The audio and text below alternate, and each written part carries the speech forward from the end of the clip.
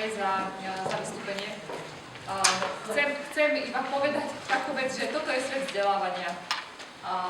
Tí, čo lektorujú, školia, učia, veľakrát sa vytriabajú s prezentáciou. Mne sa to stalo, že som do rána do 3. pripravovala prezentáciu, ktorá nakoniec ani vôbec nešla. Takže improvizácia je na mieste, mrzí nás to a verím, že teda tento štvrtý počítač už ozaj pôjde, ale je to Mac. Prinesol si ho sám lektor. Tak ako pani Zelenková hovorila o učebných štýlov a o tom, vlastne, čo sa deje v hlave pri vzdelávaní. Ja som si to aj poznačila, že išlo konkrétne o kognitivizmus. Tak ma hneď tak napadlo, že super, že ide vlastne na dubnička, ktorý vlastne nadviaže s témou, ako zaujať mozog. Takže myslím, že ani musím vám predstavovať tohto človeka, je to bývalý moderátor televízie Markíza, ktorý sa dal na dráhu coacha. Je to coach, stratég, pracuje s ľuďmi, robí vlastné kurzy, pomáha ľuďom pri osobnom rozvoji, sami s nimi robí akciu v apríli, myslím, že sa volá Never Give Up, tu sme mali vlastne v Dixone, kde mal možnosť stretnúť sa s ním väčšie množstvo ľudí. Coachovali sme 2 dni, boli to veľmi prínosné dni a preto sme ho dnes pozvali na túto konferenciu, aby sme nadviazali vlastne na to, čo sme spolu robili minule a bolo vlastne nejakú cestu aj do ľudí. Takže verím, že vás zaujíme jeho prednáška, ako zaujať mozog, verím, že sa nasmejeme. Takže sa tu rozprúdi trošku energia, tá prezentácia ide, funguje, takže nech sa páči. Funguje. Tak pekné, ešte stále dopoludne vám prajem. Ako sa cítite? To sú moje schopnosti. Kašpiovské. Povedzte mi, ako sa cítite? To sa cíti skvele, nech dá takto prsty hore, kto sa cíti nie moc dobre takto, a kto sa cíti tak, tak nech sa postaví a zašejkuje. Mňa by zaujímalo v tejto chvíli, prečo sa vôbec smejete. Skúste sa nad tým zamyslieť. Prečo sa vôbec smejete? To je predstave. Presne. Predstavili ste si, ako šejkujete. A keďže život je krátky, tak usmievajte sa, pokiaľ máte zuby. Tak, tým by som začal celý môj vstup o tom, ako vlastne zaujať ako lektor mozog, pretože o tom sme tu vlastne pred chvíľkou aj rozprávali, že je nejakých 7 štýlov učenia sa a tým pádom vlastne ten lektor by mal využiť asi všetky dostupné možnosti na to, aby sa snažil všetky tie štýly ako keby do toho dostať. Chcem, aby ste si teraz predstavili alebo prijali moje pozvanie do nášho trojizbového bytu v Bratislave. Taký normálny, typický byt, v ktorom ale žije hrozne veľa ľudí. Babka, 2 rodičia, 4 súrodenci. Áno, dobre počítate, nás 7 v trojizbovom byte. Mali sme aj dvojposchové postele. Predstavte si kuchyňu, ktorá je taký typický slíž. Výborné, to som chcel počuť. Dokážete si to predstaviť? Stôl, keďže nás bolo 7, no tak asi ten stôl bol veľký. Dalo sa sedieť okolo. Je rok 92. Neviem, koľko ste vtedy mali vy, a 16?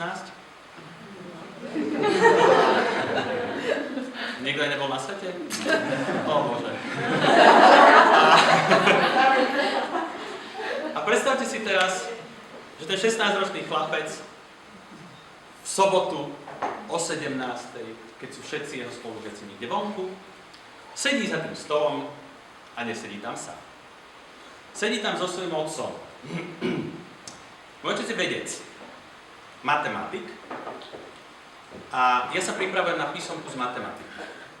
V tých svojich 16 rokoch sedím za tým stolom a môj otec sa mi snaží vysvetliť istú časť matematiky, ktorá sa volá kombinatorika. Nerozumiem ničo. Rozpráva, ja počúvam, on má pocit, že všetko je jasné, on číslam rozumie, ja mám pocit, že nie je jasné vôbec nič, čísla mi nič nehovoria, napriek tomu som na matematickom gymnáziu, neviem, ako sa to stalo. A snažím sa na to naučiť. A neviem. Nudím sa, strašne sa nudím. Začínam zývať, začínam zaspávať, prestávam vnímať jeho, prestávam byť pozorný, lebo je to hrozne nudné. A predstavte si, že to nemá v sebe žiadnu dávku emócie. Vlastne bavím sa na tom, že sledujem chlpy, ktoré mu trčia z nosa a z uší. Takže predsa ale niečo, čo zaujalo moju pozornosť. Ale z tej matematiky neviem nič. Takže otec rozpráva, ja nerozumiem, počúvam, vnímam úplne niečo iné. On má pocit, že som pozorný voči jeho vysvetľovaniu a ja z toho nemám nič. A zrazu ide okolo moja sestra o 11 mesiacov staršia. Áno, stalo sa to v 6. nedeľu. A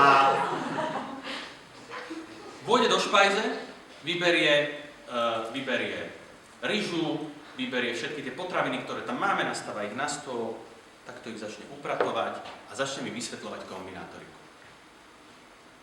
A zrazu zaujíma moju pozornosť. Niečo sa tam deje, hýbe sa, niečo mi vysvetľuje, dokonca to dáva zmysel, to, čo rozpráva. Vidím, počujem, má to celé taký dobrý nádych pre mňa a zrazu dávam pozor.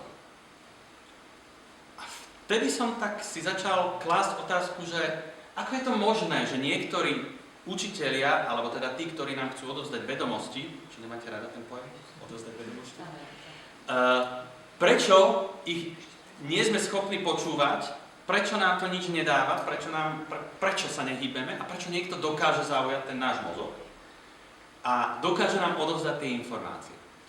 A to bol možno aj dôvod, prečo som sa postupne začal zaoberať koučovaním a špeciálnym koučovaním, brain-based coachingom, alebo teda koučovaním na základe toho, ako funguje mozog. A postupne som sa snažil aj do tých svojich lektorských vystúpení vkladať toho viac a snažil som sa do toho vkladať veci, ktoré môžu byť zaujímavé. Takže poďme sa pohnúť ďalej. Predstavili ste si kuchyňu? Bolo to náročné? Bolo to veľmi jednoduché však. A ako je to možné? Ako ste si celý ten príbeh dokázali predstaviť? Lebo máme doma kuchyň. Mnohí sme to zažili. Čo to s vami robilo, keď som rozprával ten príbeh? Ľudia. Videli ste tam toho hrdinu a toho zloducha? Čo by ste povedali na takýto citát na úvod? Pozornosť nás spája so svetom, tvaruje a určuje našu skúsenosť. Spôsob, akým používame svoju pozornosť, určuje to, čo vidíme. Naša realita je to, na čo zameriame pozornosť. Čo vy na to?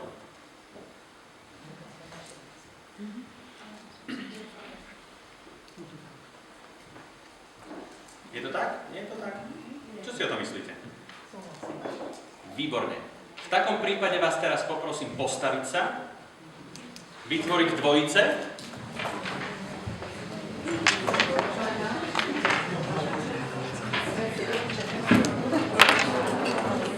A poprosím vás, aby ste sa postavili oproti sebe a minútku len sledovali, čo máte na sebe oblečené, obuté, doplnky a tak ďalej.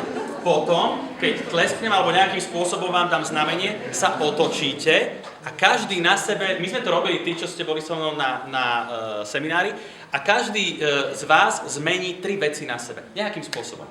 To znamená, môže si vyťahnuť rukáv, zložiť si okuliare, niečo sa zmení. A potom sa otočíte späť a poviete si, či ste dokázali odsledovať tie veci, ktoré sa zmenili. Je zadanie jasné?